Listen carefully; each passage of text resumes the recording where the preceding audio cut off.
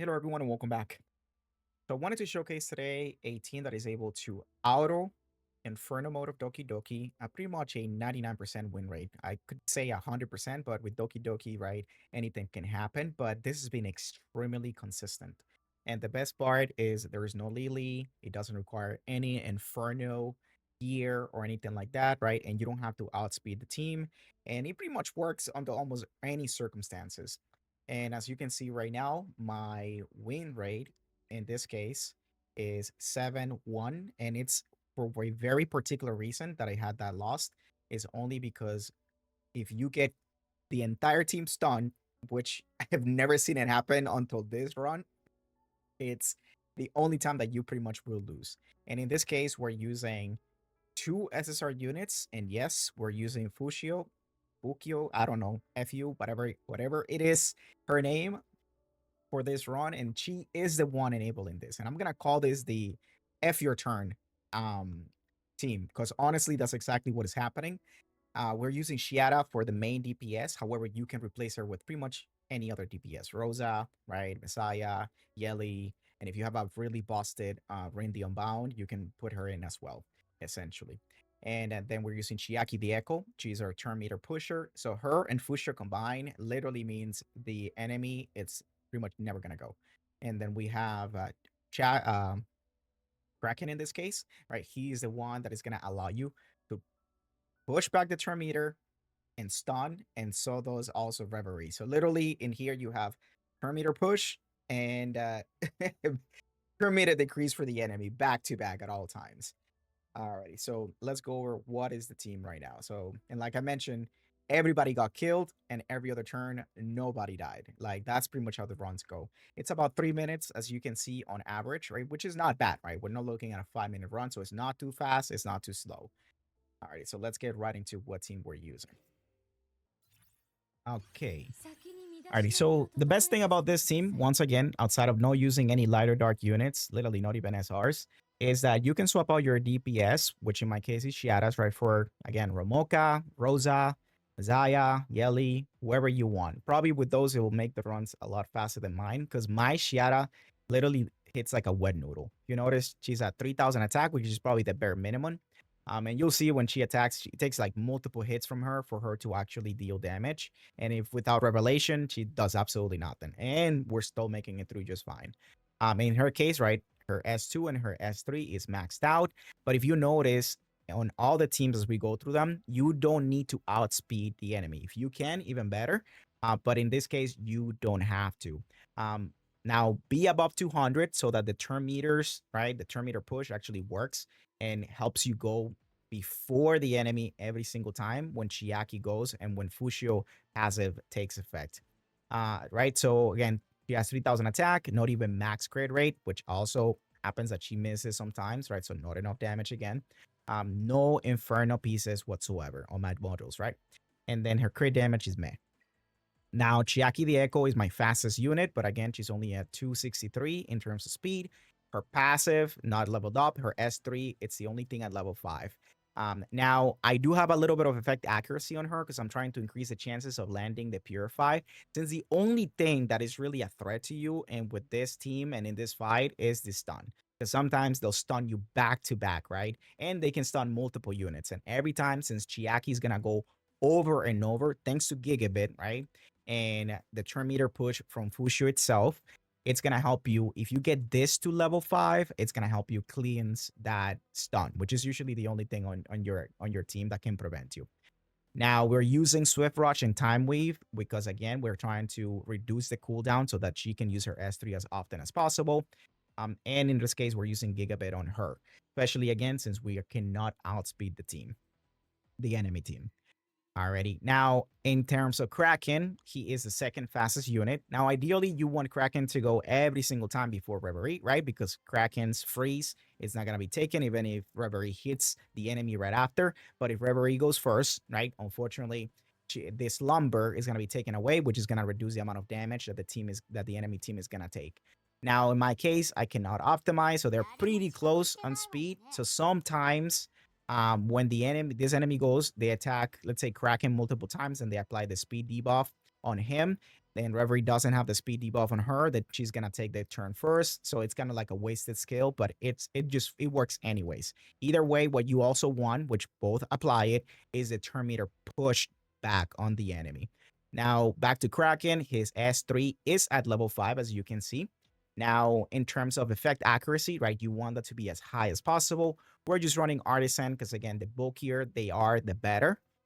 And I also don't really want to affect the order that the turns are going to be taken by them. So like I mentioned, so that Kraken always goes first, followed by Reverie, but they always go before your DPS. That's kind of like the thought process. Now Coolden is going to help. So he's on Swift Rush as well, and Time Weave, as you can see. Alrighty, now the next unit, it is Reverie, like I mentioned. She is the third fastest unit, as you can see, accuracy as much as possible. Her S3 is maxed out. If you can get her passive, right, as well to level 5, it's going to help you with Slumber. But actually, ideally, what you want to do is her S1 to increase the Slumber turn duration for when she uses S1 and puts him to sleep. But again, she's here for the CC and for the turn meter pushback that she can apply and the attack down, of course. Now here we have her also ideally would be with Time Weave and Swift Rush. I just don't have enough pieces. Another thing that you can do if you have it, it's another complete battle wheel set. Because again, the more often she attacks, the more chances she has to apply Slumber with her S1. And then we have Artisan on her as well. Bulking, the better. Now, in terms of the last but not least, because she is the core of this team, is Fushio. And actually, I realized that I was missing a piece. I just been running it without noticing that. So she's not even as bulky as she can be, right? I mean, technically, yes, but not even as fast as she can be. And she still does the job. Now, you probably have seen people using Phoenix on her, right? But in this case, I find that Gigabit is better because I'm trying to cycle through with her shield as often as possible because that's really what helps your units not get taken out with the one hit of the main boss on the second wave. And that's pretty much all you need. You don't need any skill ups on her whatsoever. It's just bulky and a Gigabit in this ideal situation. You can try Phoenix, but I found that Gigabit works the best because, again, she just cycles through right from the beginning. She gets, after 3 of the enemy units go, she goes and casts her shield. Because remember, unlike Valerian, right, she needs to take a turn. So the quicker she gets her turn and still bulky, the better. Alrighty.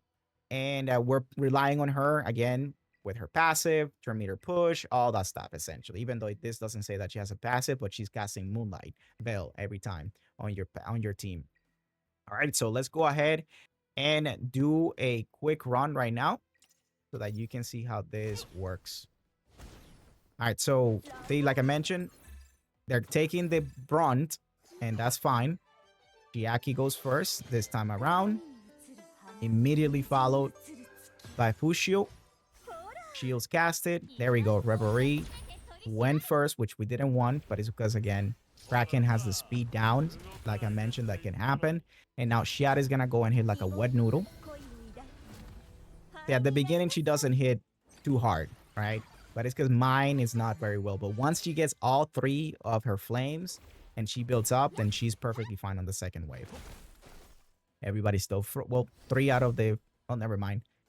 Nobody's going to be frozen for the second time Chiaki attack. So Chiaki, again, because the way that she's built, takes about 3 attacks, sometimes, probably in this one, 4 times in order to kill out the first wave.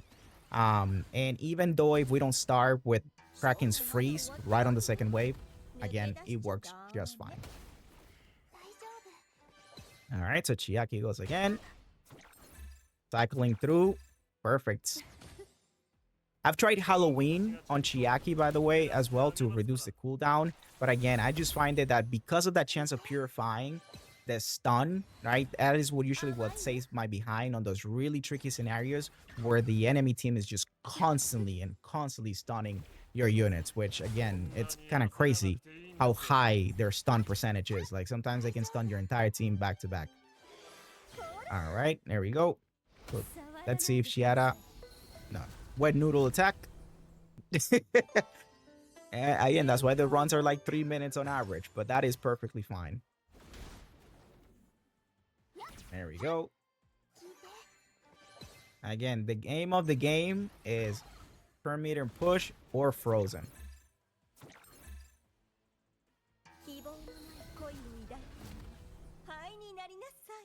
And without revelation, she can do nothing. The funny part is if Fushio wasn't here and we put Valerian, they all would be dead by now. Like 100% dead, which is crazy. There we go. All right, so on to the second wave, finally. Shield, freeze.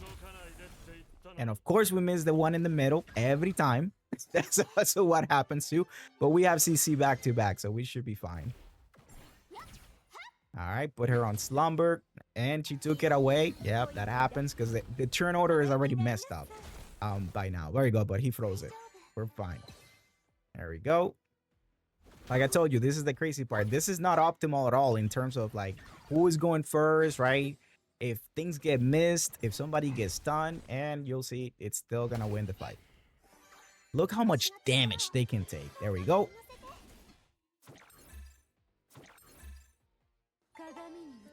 Shields up. And some heal. CC then. Chiaki.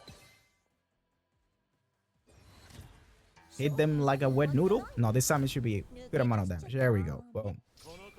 Freeze them for like the 4th time. And shields up. Just hit them because why not? Right, so Slumber actually does increase damage, which is why you always want it after freeze. So if you can speed tune, right, a little more speed on your Kraken so that he doesn't get outspeed by your Revery. And voila, as you can see, run 1. And just because I'll leave the second one so you guys can see once again that it runs 100% of the time, right? 99% of the time. All right, guys. So as always, if you like the content, please subscribe. Don't forget to give the video a thumbs up. Any comments, idea, give it on the description.